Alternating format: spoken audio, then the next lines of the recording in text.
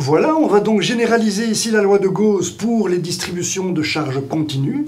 Alors, pour que tu comprennes simplement ce qu'on entend par distribution de charges continues, j'ai choisi ici comme illustration une expérience d'électrostatique. C'est une expérience très simple dans laquelle on accumule des charges électriques de signes opposés dans ces deux boules, et dès qu'on dépasse un certain seuil d'accumulation ici de charges, eh bien, il y a un phénomène de claquage, c'est-à-dire que l'air s'ionise et permet le passage des charges ici d'une boule à l'autre. C'est le phénomène d'arc électrique qu'on voit ici. Mais ce que je vais considérer ici, c'est ce qui se passe avant d'avoir cet arc électrique. Avant d'avoir l'arc électrique, on est en présence d'une charge ici qui est tout à fait statique. On a une certaine quantité de charge qui ne change pas. Et on est donc dans les conditions de l'électrostatique pour laquelle on peut donc appliquer la loi de Gauss qui nous dit que le flux du champ électrique au travers d'une surface fermée est donné par 1 sur epsilon 0 fois la charge intérieure à cette surface. La charge intérieure à cette surface, c'est la charge qui est contenue dans cette boule ici et qui est responsable du champ électrique ici qu'on peut donc intégrer sur cette surface pour obtenir l'intégrale qui est là. Voilà. Alors maintenant, ce que je vais te proposer, c'est regarder ce qui se passe ici dans cette boule métallique à l'échelle microscopique. Qu'est-ce qu'on voit à l'échelle microscopique? Eh bien, on voit les ions du réseau cristallin, ici du métal de la boule, et ces ions sont entourés, bien sûr, d'électrons. Ces électrons qui sont en pleine agitation thermique ici, on a un nombre énorme de charges dans la boule métallique qui est là, on a des milliards et des milliards d'électrons et d'ions comme ceci, qui sont tous en agitation thermique. Les ions aussi bougent en réalité, mais beaucoup plus lentement, c'est pourquoi je n'ai pas représenté ce mouvement. Eux, ils bougent autour de leur position d'équilibre. Les électrons, eux, c'est beaucoup plus chaotique. Ils forment un nuage comme ceci, avec des mouvements dans toutes les directions. Il n'y a pas de mouvement ordonné, bien entendu, puisqu'il n'y a pas de courant. Voilà, et la position de ces charges, en moyenne, elle est plutôt constante, on va dire. Pour être en condition d'électrostatique, il suffit que, en moyenne, dans un volume donné, le nombre de charges soit constant. Et c'est donc ça les conditions de l'électrostatique. Mais on voit qu'on est bien loin de cette image toute simple qu'on avait de la loi de Gauss, qui disait que les charges ici, c'était un ensemble discret de charges statiques. Voilà, je vais juste rajouter ici dans cette expression qu'il s'agit de sommer sur les indices n ici des charges qui sont intérieures à la surface S. C'est ce que je mets avec int ici, les indices des charges qui apparaissent à l'intérieur de la surface. C'est-à-dire que les indices ici, 1, 4, 7 et 8, ne font pas partie de cette somme. Rappelle-toi bien de ça. Donc voilà, tout ce que je voulais te dire, c'est que dans la réalité, les choses sont bien différentes de cette image un petit peu naïve qu'on avait jusqu'à présent de ce deuxième membre de la loi de Gauss. En pratique, quand on considère un objet chargé, on a des milliards et des milliards de charges qui sont là en pleine agitation thermique. Voilà, donc on a en réalité un système qui est dynamique avec un très grand nombre de charges. Alors cette somme ici, elle n'a plus vraiment de sens. Si je dois faire la somme sur des milliards et des milliards de charges, je ne suis pas sorti de l'auberge ici. Voilà, c'est une écriture mathématique qui ne correspond tout simplement pas à la réalité physique devant laquelle on se trouve quand on doit résoudre un problème pratique. Donc ceci représente un objet chargé, qui a donc ce qu'on va appeler une distribution de charges continues. Tu vas comprendre ça au fil de cet exposé. Tu vas voir ce dont il s'agit. Alors pour décrire cette charge d'un objet qui est de taille macroscopique comme ceci et qui contient donc des milliards de charges, comment est-ce qu'on va faire? Eh bien, ce que je te propose de faire ici, c'est de le décomposer en petit volume. Je vais considérer un petit volume à la fois, je vais en représenter un pour le moment. C'est ce petit cube qui est ici de volume élémentaire, delta V, qu'on a là. Alors dans ce petit cube, j'ai forcément des charges. De nouveau, si je regarde à l'échelle microscopique, eh bien, je vais retrouver un certain nombre de charges à l'intérieur de ce cube. Alors bien sûr, il y a l'agitation thermique, ces charges bougent, les ions bougent autour de leur position moyenne, les électrons, eux, il y en a certains qui tournent autour des ions, bien entendu, mais d'autres sont libres et peuvent se balader n'importe où, mais quand il y en a un qui quitte le cube, il y en a quelque part un autre qui rentre. Bref, on va considérer qu'en moyenne, le nombre de charges ici à l'intérieur de ce cube ne change pas. Et donc ça va définir les conditions de l'électrostatique. Il n'y a pas de mouvement d'ensemble des charges, c'est-à-dire qu'il n'y a pas de courant. Et le nombre de charges que je vais trouver dans un petit volume élémentaire comme ceci, on va supposer qu'il est constant. Ce nombre de charges, je vais l'appeler delta grand Q ici, pour le différencier des petites charges élémentaires que j'ai ici. Voilà, cette quantité de charge que j'ai dans le cube, je vais l'obtenir tout simplement en sommant toutes les petites charges que j'ai ici, correspondant aux ions et aux électrons. Et bien sûr, si j'ai un objet chargé, les charges positives et négatives ici ne s'annulent pas. J'aurai plus de charges négatives, par exemple, ou plus de charges positives, de manière à ce qu'on ait bien un objet chargé. Donc delta Q sera bien une quantité non nulle, même si j'ai des charges positives et négatives. Par exemple, ici, j'ai représenté 7 électrons et seulement 5 ions positifs. Alors si les ions sont ionisés une fois, ça veut bien dire que j'ai plus de charges négatives que de charges positives. Et dans ce cas-là, j'ai bien un delta Q négatif. Tout ce qui est important ici, c'est de dire qu'il existe, il est non nul, j'ai un objet chargé. Voilà. Alors pour décrire la charge que j'ai ici à l'intérieur, je ne vais pas garder chacun des Qn ici. Je ne vais pas garder cette somme discrète comme elle apparaît ici.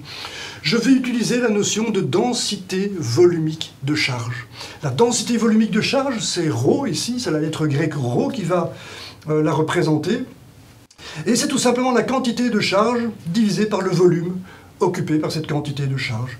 Delta V, delta Q, c'est la quantité de charge que j'ai dans ce volume delta V. Si je fais le rapport de delta Q sur delta V, j'ai bien ce qu'on appelle la densité volumique de charge, le nombre de charges par unité de volume, et les unités de ρ, c'est donc forcément des coulombs par mètre cube. Voilà. Alors je peux exploiter ceci pour décrire ce qu'on va appeler la distribution de charge. Comment je vais faire ici pour exprimer le fait que la densité de charge peut varier en fonction de là où je me trouve dans l'objet. Par exemple, j'aimerais bien pouvoir dire que j'ai plus de charge de ce côté-ci de l'objet que de celui-là. Alors ce que je vais faire pour ça, c'est décomposer la totalité de l'objet en petits cubes tels que celui-ci. Je vais représenter cet objet de manière approchée. C'est une modélisation de cet objet que je vais faire en représentant cet objet comme une somme de petits cubes, comme un ensemble de petits cubes, tel que celui-ci. Voilà qui est fait. Alors tu vas me dire que ça ne reproduit pas bien la distribution de départ que j'avais, elle était toute lisse. Ici, voilà, la surface apparaît comme des coins de cubes, comme ceci. Ce n'est pas tout à fait la distribution que j'ai au départ. Mais dis-toi bien que par la suite, ce qu'on va faire, c'est faire tendre ce volume delta V. Ce petit volume élémentaire ici, avec lequel j'ai décomposé l'objet, va tendre vers 0. Et s'il est très petit, je vais pouvoir reproduire la surface parfaitement, celle que j'avais au départ. Donc attends un petit peu avant que je fasse ça. Pour le moment, dis-toi juste que c'est une version approchée, c'est une approximation de l'objet chargé que j'avais au départ. Alors voilà, maintenant ce que j'aimerais bien faire, c'est pouvoir exprimer le fait que les ρ ne sont pas les mêmes, les densités de charge ne sont pas les mêmes dans tous les cubes. Et je voudrais l'exprimer, je voudrais pouvoir dire que ici j'ai une densité plus élevée que là, ou encore que là. D'accord? Donc ce que je vais faire, bien sûr, c'est identifier les boîtes. Je vais devoir dire que chaque boîte est identifiée, et pour ça je vais les indicer, je viens introduire des indices, 1, 2, 3, 4, 5, 6, etc., jusqu'à un indice quelconque ici que j'appelle M. Ceci c'est la boîte numéro M, c'est celle-là que je vais considérer parce qu'elle est générale, ce M vaut pour tous les indices que je trouverai dans cette distribution ici de charge. Alors voilà, si j'appelle ça M, clairement je pourrais dire maintenant que la boîte numéro M ici possède une densité volumique de charge que je vais appeler ρm. Et sa valeur, ce sera tout simplement la quantité de charge que j'ai dans la boîte M, que j'appelle donc delta Qm. Sur delta V, ça me donnera bien donc le ρm qui est ici. Alors voilà, donc maintenant je suis capable, en connaissant tous les ρm, je suis capable de dire que la densité n'est pas nécessairement la même partout. Mais c'est néanmoins pas très pratique ce ρm, parce que je devrais connaître a priori la position de chacune des boîtes indicées ici M. Donc voilà, tu te rends bien compte que si je veux connaître cette position, je dois m'organiser. Je vais introduire ici la position de chacune des boîtes. Et tu verras que ce sera beaucoup plus facile alors de comprendre ce qu'est une distribution de charge. Donc voilà, je vais décider ici de dire que la boîte M se trouve en cet endroit-là précis. Alors pour localiser un point dans l'espace, on utilise forcément un repère cartésien et on va utiliser le vecteur position de cette boîte M. Ce vecteur position, je l'appelle XM. Alors bien souvent, les vecteurs position, on les appelle R vecteur, mais il se fait que dans le cadre de l'électrostatique, surtout quand on utilise la loi de Gauss, la lettre R est souvent utilisée pour désigner une autre grandeur que ce vecteur position. Donc bref, je ne vais pas détailler les choses maintenant, mais voilà, je considère qu'il est utile d'utiliser cette notation pour désigner ici un vecteur position. XM est le vecteur position de la boîte numéro M. Voilà, alors XM, c'est un vecteur position, c'est-à-dire que c'est trois coordonnées ici, ceci, XM, YM, ZM, sont les coordonnées dans ce système d'axes de la boîte M. C'est tout simplement ici la position de la boîte M. Alors voilà, ceci, le ρ M, maintenant je vais le changer en ρ de XM. Je vais dire que c'est le ρ de la boîte située ici en XM.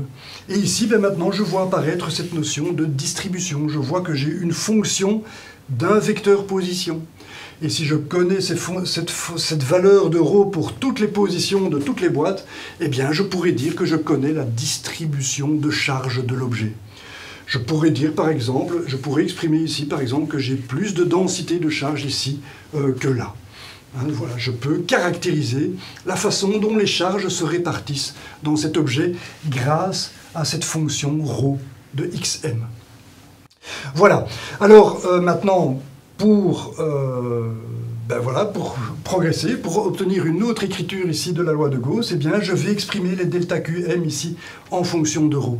Et pour ça, je vais simplement multiplier à gauche et à droite par delta V. Delta V va donc se retrouver dans l'autre membre. Voilà, delta QM, c'est ρ de XM, delta V. La charge que j'ai dans la boîte M, c'est la densité de charge que j'ai en la position de la boîte M, multipliée par le volume de la boîte M. C'est le même volume pour tous, donc il n'y a pas d'indice ici.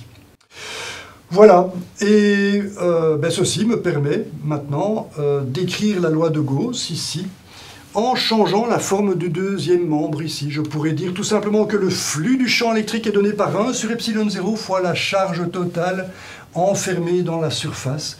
Et cette fois-ci, je vais l'exprimer avec les delta QM. Plutôt que d'utiliser les charges élémentaires qui sont en nombre de milliards ici dans l'objet, j'ai ici tout simplement les delta QM, c'est-à-dire les charges que je trouve dans chacune des boîtes. Et je vais bien sûr me contenter, enfin je dois me limiter dans ma somme ici à toutes les boîtes qui se trouvent à l'intérieur de la surface de Gauss, bien entendu. C'est le sens ici du M avec l'indice int. Int pour intérieur, exactement comme je l'avais fait ici. Donc voilà, je somme que les charges des boîtes intérieures à la surface, donc je ne prends pas les boîtes qui sont ici à l'extérieur, je ne prends que les boîtes qui sont ici à l'intérieur de cette surface. Et j'ai bien l'expression du théorème de Gauss. Alors bien sûr, je vais maintenant exploiter ce que j'ai introduit là, c'est la densité volumique de charge. Voilà, je l'ai maintenant, j'ai exprimé delta QM en termes de ρ de XM, delta V, voilà qui est écrit. Voilà, ça c'est donc la nouvelle écriture de la loi de Gauss, mais voilà, ce n'est pas encore fini, puisque je parlais de distribution de charge continue. Pour le moment, tout reste discret, puisque j'ai des boîtes de volume delta V. XM ne prend que des valeurs discrètes. Et maintenant, tu as sans doute compris que pour passer à la distribution de charge continue, eh bien, je vais considérer les volumes élémentaires ici comme tendant vers 0. Ces volumes delta V vont devenir arbitrairement petits. Et ça, je vais l'exprimer mathématiquement en prenant la notation d'une grandeur infinitésimale. Le volume élémentaire va devenir un volume infinitésimal dV. Voilà. Alors en faisant ça, bien sûr, puisque les volumes maintenant sont devenus arbitrairement petits, je vais pouvoir reproduire parfaitement la surface toute lisse que j'avais pour l'objet chargé que j'avais au départ. Donc voilà, on ne voit plus maintenant les volumes tellement ils sont petits. Je vais quand même les représenter pour savoir de quoi on parle. Voilà, je vais quand même représenter le petit volume dV qui se trouve ici à l'extrémité du vecteur position. Mais précisément, si les volumes sont devenus tout petits, ce vecteur position n'est plus discret. Il devient tout simplement continu. C'est une variable qui devient continue. le nombre de volumes dV devient tout simplement indénombrable, puisque s'il tend vers 0, le nombre de petits volumes dV dont j'ai besoin pour reproduire toute ma distribution, eh bien, sera tout simplement infini. C'est indénombrable et donc l'indice m va tomber, bien entendu. X passe d'une variable discrète à une variable continue. Voilà qui est fait. Ceci devient maintenant un vecteur position qui prend des valeurs continues pour représenter tout le volume de la distribution en passant d'un petit volume dV à l'autre. Et c'est ça qu'on va faire ici. Les xm, l'indice m s'en va tout simplement, ça devient une variable continue. Et on voit apparaître ici, maintenant, véritablement, la distribution de charge continue, ou en tout cas la densité volumique de charge, qui est une distribution continue de charge, puisque x est une variable continue. Et bien sûr, tu as compris que ce signe, qui désigne bien une somme discrète, va être changé en une intégrale. C'est toujours la même chose, quand on passe d'un élément fini ici à un élément infinitésimal, eh bien la somme passe à l'intégrale. On passe de la somme discrète à l'intégrale, et je l'écris tout de suite. Et bien sûr, maintenant il faut absolument exprimer le fait que je ne somme que les charges qui sont à l'intérieur de la surface de Gauss, mais ça, ce sera très très simple, bien sûr. Il me suffit de dire que je vais sommer tous les dV qui appartiennent ici au volume intérieur à la surface. Et je vais donc introduire ce volume, je vais l'appeler Vs. S, pourquoi? Pour rappeler qu'il s'agit du volume enfermé par la surface S. C'est le volume qui est défini par une surface fermée. Toute surface fermée définit clairement un volume de manière tout à fait univoque. C'est ce qu'on va appeler le volume enfermé par la surface de Gauss. Et c'est donc ce que j'ai déjà écrit ici.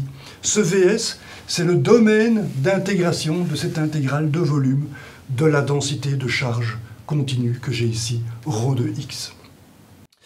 Donc voilà, tu dois bien lire dans cette intégrale une simple somme. Je somme tous les ρ dV étant tout simplement les charges de delta Q qui sont des charges infinitésimales. Maintenant, je devrais appeler dQ, bien sûr. Rho dV, ce sont les charges dQ que je retrouve ici à l'intérieur de ce petit cube de dimension infinitésimale, c'est-à-dire arbitrairement petite. Voilà. Ceci, c'est la nouvelle écriture de la loi de Gauss. La voilà. Elle est plus pratique puisque je ne devrais plus maintenant prendre la précaution de dire que je ne prends que les charges intérieures. Dans l'écriture qu'on avait avant, il fallait toujours faire attention en disant « Attention, la somme des charges ne considère que les charges intérieures ». Ici, c'est ça implicite puisque le domaine d'intégration se limite au volume intérieur à cette surface. Voilà. Alors on pourrait juste encore avoir un doute dans cette application, c'est que le fait que le volume enfermé par la surface ici dépasse le volume de l'objet chargé. On a des zones ici dans lesquelles on n'a pas de charge. Et on voit que j'intègre donc dans ces zones-là aussi. Donc on pourrait se demander comment il faut traiter ici. On pourrait avoir tendance à dire que ρ ici n'existe pas. Et donc on ne sait pas trop quoi faire dans cette intégrale si ρ n'existe pas à cet endroit-là. Mais ce n'est pas vrai, bien sûr. Ρ est une fonction mathématique qui a pour domaine l'espace entier, l'espace R3, diraient les mathématiciens. L'espace à 3 dimensions. Donc voilà, il suffit de dire en fait qu'on a un point ici situé entre la surface de l'objet et la surface de Gauss, là où je n'ai plus de charge. Eh bien, il suffit de dire que la fonction ρ existe toujours, mais qu'elle est nulle, tout simplement.